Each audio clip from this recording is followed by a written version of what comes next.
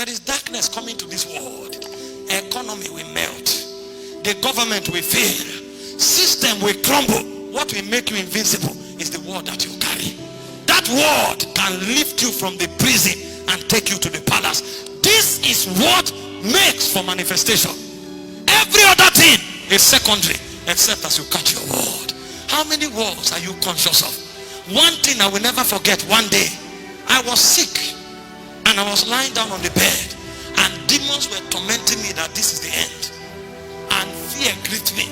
I stand up, so much pain on my chest. I couldn't do anything. I became afraid and I was begging God, will I end like this? Will I die like this? And God didn't answer. After 3 days, suddenly it looked as if somebody sat on my bed behind me. I felt the bed go down. The presence that the person came with was so glorious, I was too afraid to turn. And after a while, as he walked through me from behind, he said, because I live, you shall live also. My God, immediately a beam left my body. Because I live, you shall live also. Listen, I'm not afraid of any man in this world. I'm not afraid of any system in this world. I can enter anywhere, anytime. I know me, I will succeed. Not because I'm wise, not because I'm smart, but there is a word that have re-engineered my molecular structure. He said, because I live, you will see tomorrow. Listen, you will have to train me for 1,000 years to think failure. I know that anything I touch works. That's why I'm careful not to touch wrong things. Because if I touch anything, it must prosper. There is something I receive from the Lord. This is why we are bold. When we show up, it doesn't matter our age. It doesn't matter which part of the country we come from. It doesn't matter the standard you have set.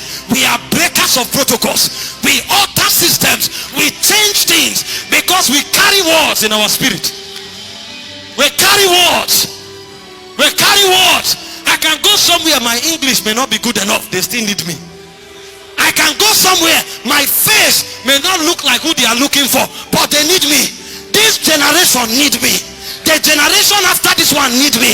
Not because I'm smart, not because I'm anointed, but there's a word. He said, because I live, you shall see tomorrow. So I know now that I'm a joy of many generations. I know.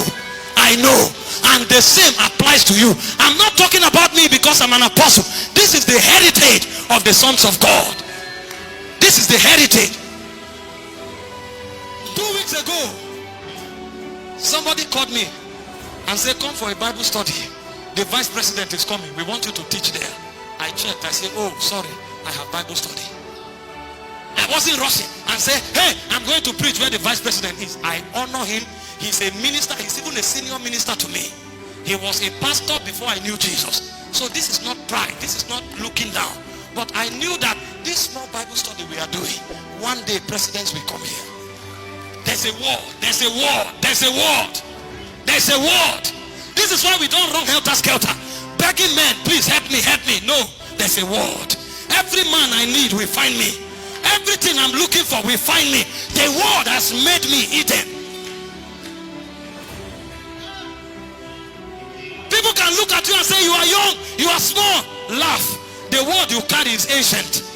Because the one that spoke, he spoke from the studio of eternity. He spoke from somewhere. When the angel spoke to Mary, the word didn't originate with the angel. Hail Mary, full of grace, the Lord is with you. Blessed art thou among women. Mary said, how shall this thing be? He said, don't bother. You have found favor with the Lord.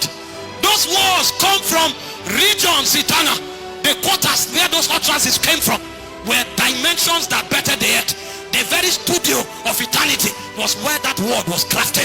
They checked you out. They know your context. They know your limitation. But when the king uttered his oracles, he knows that even if heaven and earth pass away, those words will stand. Your strength is in the word that you carry in your spirit.